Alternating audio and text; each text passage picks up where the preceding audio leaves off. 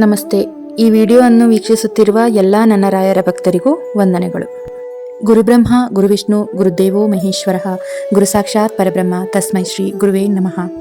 ಪೂಜ್ಯಾಯ ರಾಘವೇಂದ್ರಾಯ ಸತ್ಯಧರ್ಮ ರಥಾಯ ಚ ಭಜತಾಂ ಕಲ್ಪವೃಕ್ಷಾಯ ನಮತಾಂ ಕಾಮಧೇನುವೆ.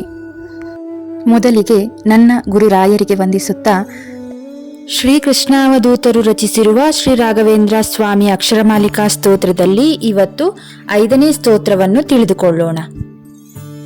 ಉಗ್ರಂ ಪಿಶಾಚಾದಿಕಂ ದ್ರಾವಯಿತ್ವಾಶು ಸೌಖ್ಯಾಂ ಜನಾನಾಂ ಕರೋಶೀಶಭೋ ಶ್ರೀರಾಘವೇಂದ್ರಾರ್ಯ ಶ್ರೀರಾಘವೇಂದ್ರಾರ್ಯ ಶ್ರೀರಾಘವೇಂದ್ರಾರ್ಯ ಪಾಹಿ ಪ್ರಭೋ. ಈ ಸ್ತೋತ್ರದಲ್ಲಿ ರಾಯರನ್ನು ಕೊಂಡಾಡುತ್ತಾ ಉಗ್ರಂ ಪಿಶಾಚಾದಿಕಂ ದ್ರಾವಯಿತ್ವಾ, ರಾಘವೇಂದ್ರ ಸ್ವಾಮಿಗಳೇ, ನಿಮ್ಮನ್ನ ಆರಾಧನೆ ಮಾಡಿದವರಿಗೆ ಎಲ್ಲಾ ತರಹದ ಬಾಧೆಗಳನ್ನು ನೀವು ದೂರ ಮಾಡುತ್ತೀರಿ. ಯಾವುದನ್ನು ನಾವು ಇವತ್ತಿನ ಕಾಲಮಾನದಲ್ಲಿ ನಂಬೋದಿಲ್ಲ. ಹಿಂದೆಲ್ಲ ಇದರ ತೊಂದರೆ ತುಂಬಾ ಇತ್ತು. ಸುದೈವದಿಂದ ಈಗ ಸ್ವಲ್ಪ ಕಮ್ಮಿ. ಭೂತ ಪ್ರೇತ ಪಿಶಾಚಿ ಇವುಗಳ ಬಾಧೆಯಿಂದ ಬಳಲುತ್ತಾ ಇರುವವರಿಗೆ ಯಾವ ವೈದ್ಯರಲ್ಲಿ ಹೋಗುವುದು, ಯಾವ ಮದ್ದನ್ನು ಮಾಡುವುದು? ಅದಕ್ಕೆ ರಾಘವೇಂದ್ರ ಸ್ವಾಮಿಗಳು ಅನ್ನೋ ದೊಡ್ಡ ವೈದ್ಯರೇ ಬೇಕು. ಅಪ್ಪಣ್ಣಾಚಾರ್ಯರು ಹೇಳಿದಂತೆ, ಕೃಷ್ಣಾವಧೂತರು ಹೇಳಿದಂತೆ, ರಾಯರ ಸ್ತೋತ್ರವನ್ನು ಗಾನ ಮಾಡಿದವನಿಗೆ, ರಾಯರ ನಾಮವನ್ನು ಉಚ್ಚಾರ ಮಾಡಿದವನಿಗೆ ಭೂತ ಪ್ರೇತ ಪಿಶಾಚಾದಿ ಅಂದ್ರೆ ಇತ್ಯಾದಿ ಇವುಗಳ ಬಾಧೆಯನ್ನು ಬಿಡಿಸುತ್ತಾರೆ.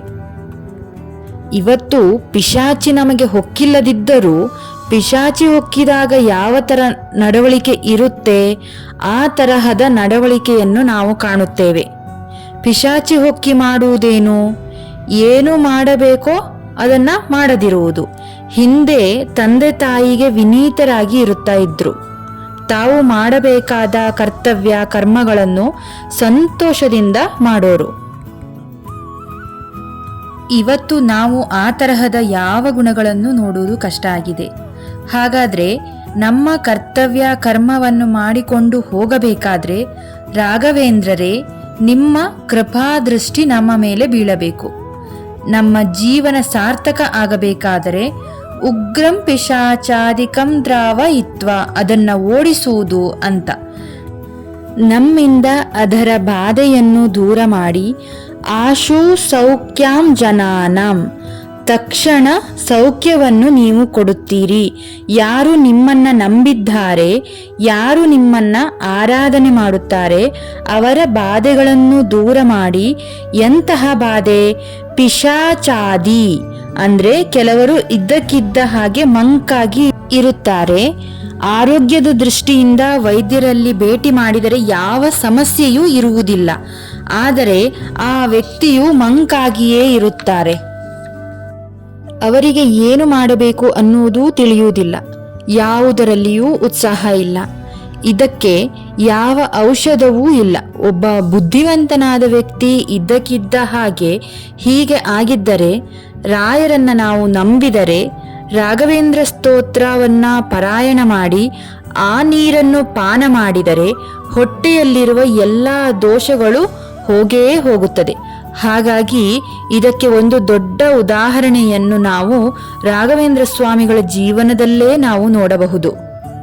ರಾಘವೇಂದ್ರ ಸ್ವಾಮಿಗಳಿಗೆ ಆಶ್ರಮ ಆದುದನ್ನು ಕೇಳಿ ಅವರ ಪತ್ನಿ ಬೇಸರವಾಗಿ ತಮ್ಮ ಪ್ರಾಣತ್ಯಾಗ ಮಾಡಿ ಪಿಶಾಚಿ ಆಗಿದ್ದಾಗ ರಾಯರು ಅವರ ಹೆಂಡತಿಗೆ ಬಂದ ಪಿಶಾಚ ಜನ್ಮವನ್ನು ಪ್ರೇತತ್ವವನ್ನು ಕಳೆದವರು ಅಂತ ನಾವು ರಾಯರ ಕಥೆಯಲ್ಲಿ ಕೇಳಿದ್ದೆವು. ಇದನ್ನ ರಾಯರ ಬಗ್ಗೆ ತುಂಬಾ ದೊಡ್ಡದಾಗಿ ಹೊಗಳಿದ್ದಲ್ಲ, ಇದು ಅವರ ಜೀವನದಲ್ಲಿ ನಡೆದಿದ್ದು. ಈ ತರಹದ್ದನ್ನು ಬೇಕಾದಷ್ಟು ಆಗಿದೆ. ಇದನ್ನ ಶ್ರೀ ಜಗನ್ನಾಥರು ತಮ್ಮ ಕೃತಿಗಳಲ್ಲಿ ಉಲ್ಲೇಖ ಮಾಡಿದ್ದಾರೆ.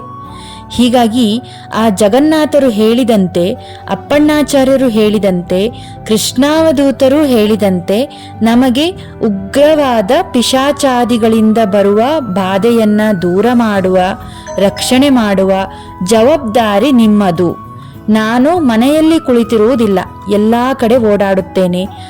ಆಗ ಇನ್ನೊಬ್ಬನಿಂದ ತೊಂದರೆ ಆಗದಂತೆ ಸಾಧನೆಯ ಶರೀರವನ್ನು ಸಾಧನೆಗಾಗಿ ಬಳಸಿಕೊಳ್ಳುವಂತಹ ಬುದ್ಧಿಯನ್ನು ಕೊಡು ಅಂತ ರಾಯರನ್ನ ನಾವು ಬೇಡಿಕೊಳ್ಳುವ. ಶ್ರೀಕೃಷ್ಣಾರ್ಪಣ ಮಸ್ತು. ಖಂಡಿತ ರಾಯರಿದ್ದಾರೆ. 6ನೇ ಸ್ತೋತ್ರದೊಂದಿಗೆ ಮುಂದಿನ ವಾರ ಸಿಗುತ್ತೇನೆ. ಈ ವಿಡಿಯೋವನ್ನು ವೀಕ್ಷಿಸುತ್ತಿರುವ ನನ್ನ ನೆಚ್ಚಿನ ಎಲ್ಲ ವೀಕ್ಷಕರಿಗೂ ನಮಸ್ಕಾರ. ಎಲ್ಲರಿಗೂ ಒಳ್ಳೆಯದಾಗಲಿ. ಒಳ್ಳೆಯದೇ ಆಗುತ್ತೆ.